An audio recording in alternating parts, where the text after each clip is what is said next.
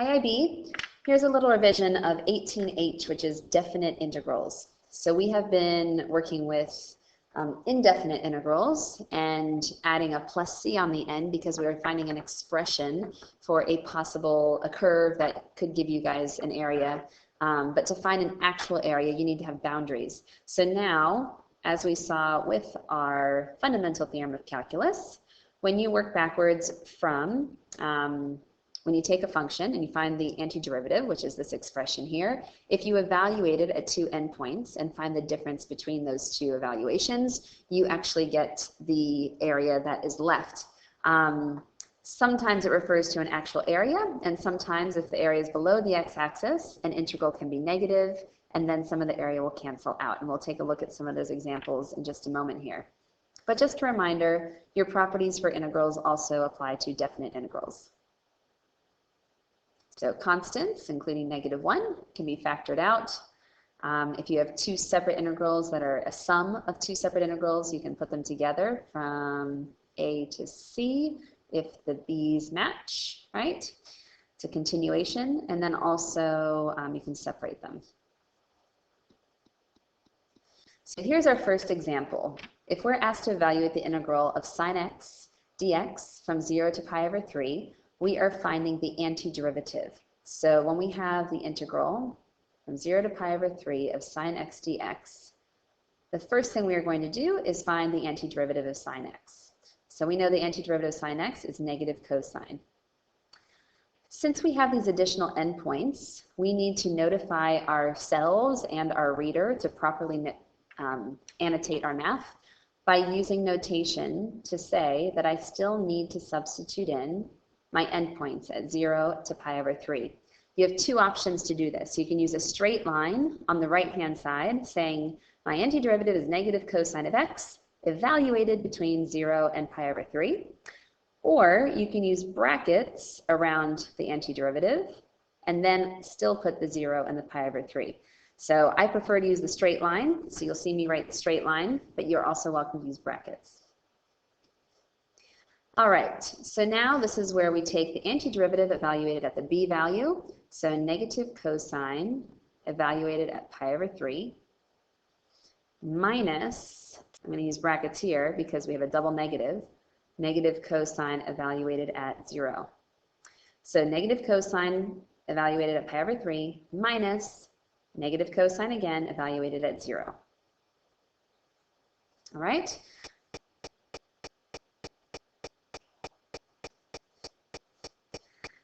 So here is where we use only radians in our calculus with trigonometry. So use your radians, all right? Remember, there's our radians, little side work here. So pi over 3 is 180 divided by 3. That gives us our 60-degree angle. And I'll label my sides. That makes us 30. So that's 1 square root of 3 and 2. So cosine of pi over 3 gives me adjacent over hypotenuse, or 1/2. So I'm going to wind up getting negative 1/2. Negative negative is plus. Cosine at 0 is 1. All right, so I wind up getting 1/2 for this one. Similar idea with part B. I have evaluating between 1 and 4 of 2x plus 3 over x. I'll go ahead and write that as 3x to the -1. I have brackets around it just to make sure I know that the dx applies to the whole expression. So now finding the antiderivative, I will have x squared, because it is 2x squared divided by 2. And then this, x to the -1, I can't just add 1, I'll get 0. So again, this is our ln. So we have 3 as our coefficient, ln of x. And I'm now going to evaluate that. So since it's two separate terms, I'm going to use the brackets on this. I'm going to evaluate that between 1 and 4. So the additional notation that you guys need to use are these brackets around the antiderivative to tell your reader that you are about to substitute in the 1 and the 4 and then evaluate the expression at both. So what we have here is, that's going to cancel, so I'll just say x4. So we have 4, x is 4, 4 squared, plus 3 natural log of 4, minus 1 squared, plus 3 natural log of 1. All right, so what we're looking at here is 16 plus 3 natural log of 4 minus 1. Remember, natural log of 1 is 0, so 0 times 3 is 0, so that would be minus 0 if you expand. Either way. So 15 plus 3 natural log of 4 is our final answer. So for these two questions in particular, when we wind up finding a definite integral, you're finding an expression. You find an expression to evaluate the integral, so the space beneath the curve. And when you actually find the number, that is the positive space beneath the curve. So what we're going to look at in a moment is that if that area falls below the x-axis, what winds up happening? For all these questions, we will try to integrate without the calculator, but there is a method that you can use your calculator for in order to find the integral. And this one, for example, this looks like a u substitution question, because here it's e raised to the 3x power, and we have this additional piece that looks like it could be the derivative of the exponent, except they don't match up, right? So if I chose u to be 3x here, the problem that I'm going to find is that when I take the derivative of the exponent with respect to x, I get 3. So when I try to replace dx equals du over 3, I wind up taking a look at, you've got x, e to the u, du over 3. However, this x here never gets canceled out. So this is basically a question that we are not capable of integrating with the math that we know. It's beyond the level of the course. So if that is the case, this would be a paper 2 style question, because you'd be expected to find this integral value by using your calculator. However, as soon as you change that exponent to 3x squared instead of just an x, so we'll look back at it again. This one was just 3x. This one is 3x squared. We can actually integrate it, because when we set u to be 3x squared, du dx is 6x, and now if I replace it, my x's can cancel out, okay? So that is going to be an important piece here in order to evaluate whether you can actually take the integral or not, or if we have to use the GDC. So to try the question that we couldn't do by hand with our GDC, we're going to go ahead and open up a new graph screen, and I'm going to type in the function, which was x times e raised to the 3x power. And we'll go ahead and graph.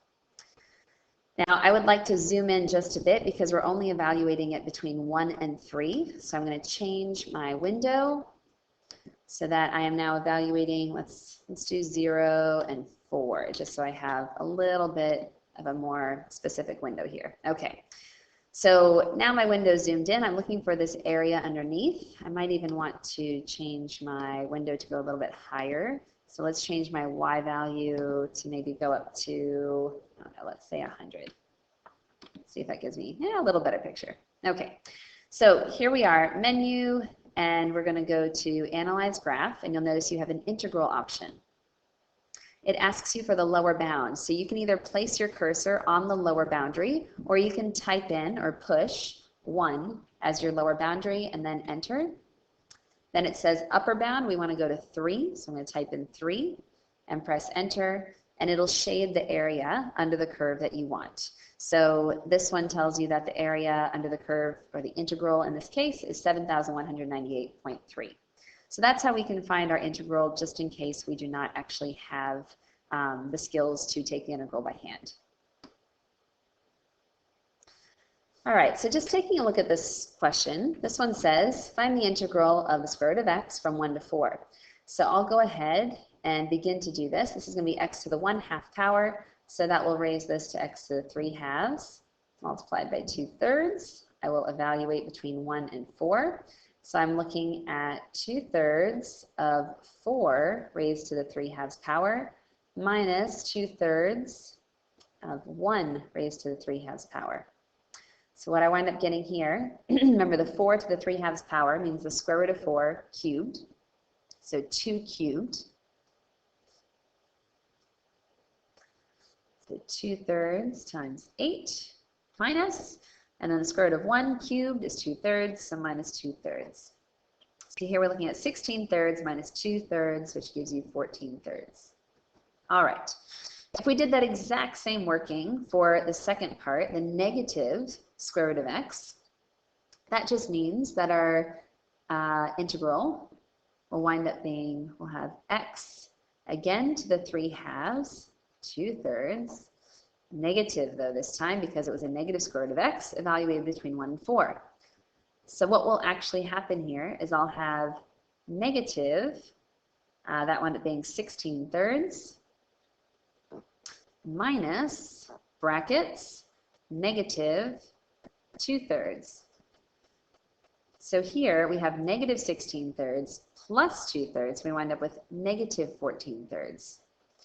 So they wind up being the exact same integral, but opposite. This one's positive, this one's negative. So let's just think for a moment what that means when I actually draw this curve out. If I'm looking at the square root of x, so the square root of 0 is 0, square root of 1 is 1, the square root of 4, that's another easy one, is 2. So if I go ahead and plot a few points, I connect my dots, I wind up having my square root curve, and I'm only looking at it between 1 and 4. So what you're doing when you find the integral is you're finding the area under the curve.